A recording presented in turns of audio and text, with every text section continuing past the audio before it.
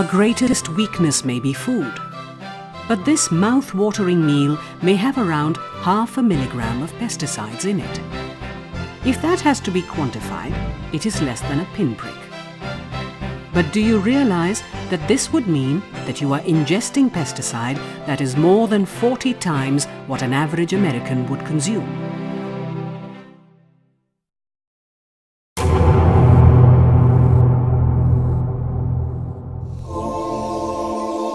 All pesticides are lethal poisons. In India, indiscriminate and unregulated use of pesticides is poisoning land, water, air and food. India spreads out nearly 90,000 tons of pesticides on its fields, making it one of the largest users in the world. Farmers use pesticides carelessly. Some use the wrong chemical, while others overuse. Many harvest immediately after spraying. That is why there are dangerous levels of pesticide in ladyfingers, tomatoes, cabbage and cauliflower.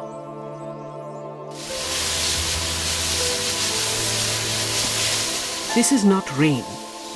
It is pesticides being sprayed on grape vineyards in Nasik.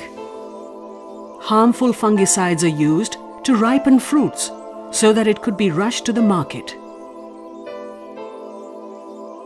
If your cauliflower looks fresh and white, it is because it has been dipped in pesticide. Consumers would rather not buy the natural one, that is a pale yellow.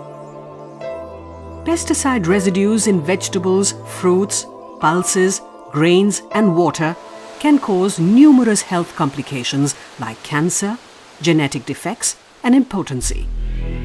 The toxins are here. The slow poisoning of India is threatening our lives.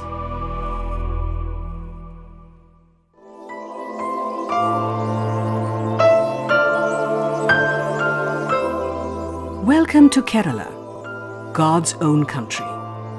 Sometimes names can be really misleading. Take this area in Kasaragod. It is called Swarg. In Hindi and Malayalam, Swarg means heaven. Nothing could be more ironical. For those in Swarg, this is no heaven, as it is plagued by disease and tragedy.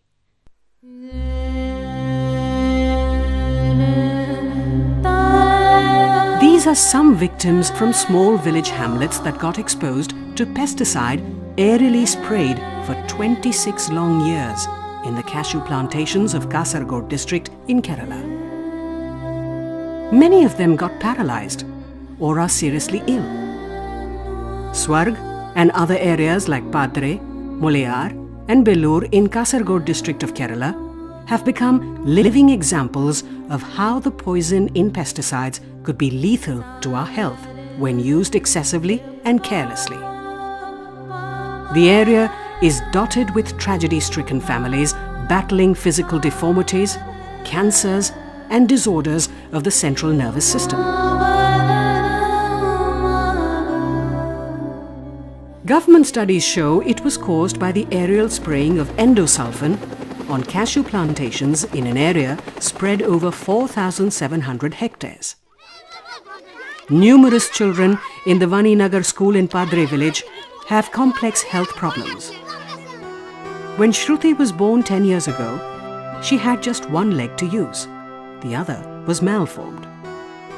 Her mother soon died of cancer, leaving Shruti to fend for herself at the tender age of 4. Aimlessly running around the school is 14-year-old Udaya Maniyani, who is mentally challenged. He was almost 9 when he started walking and is still in primary school.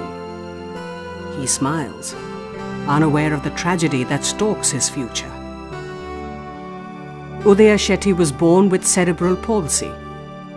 He smiles at strangers and television cameras that film his tragedy. His family sent him to school just to keep him occupied. But children ran away from him in fear. Udaya Naik was born with a hole in his heart. He needs open heart surgery, but his family cannot afford it. Shruti tries to make the best of her life with an artificial leg, but others are not so lucky.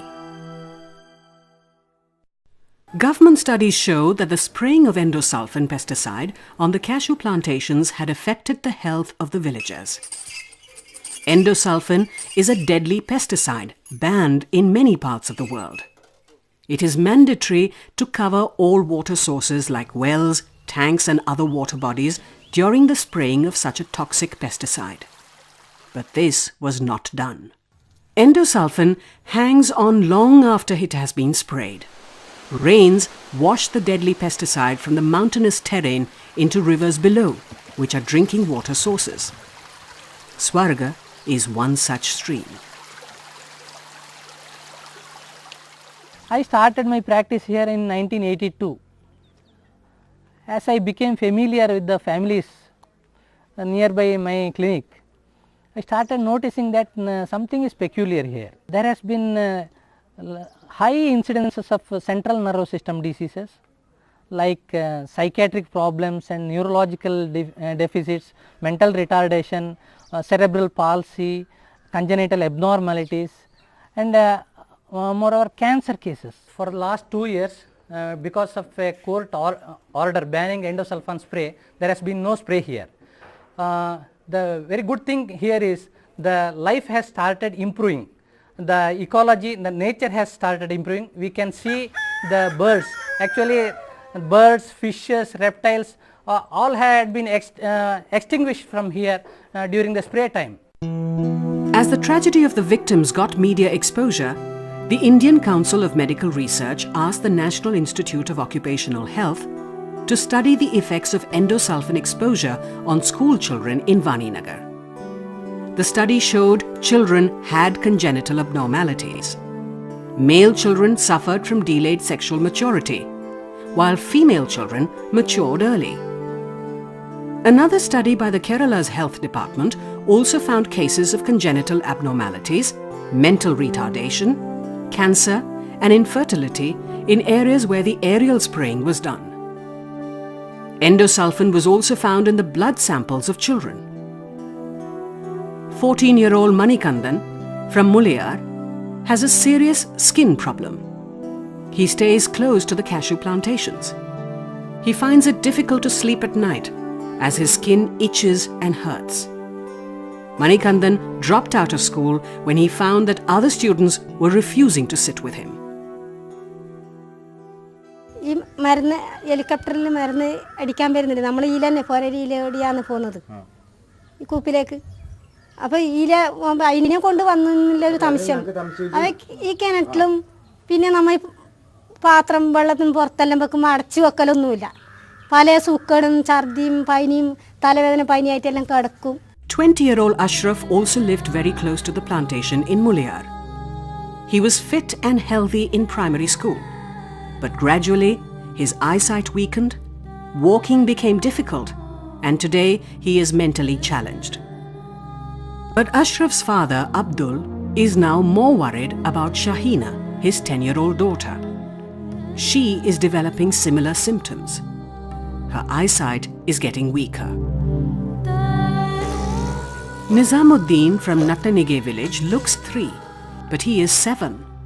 His growth has been severely retarded. He does not speak, but mumbles. He too lived very close to a cashew plantation. But seeing what happened to him, his family shifted a kilometer away. But it is just too late. In the same area is 22-year-old Hemlata. Her mother remembers how she walked to school through the plantations while the spraying was on. But after the 7th standard, she found life going out of her hands and legs. Today she cannot move at all and lies in a corner.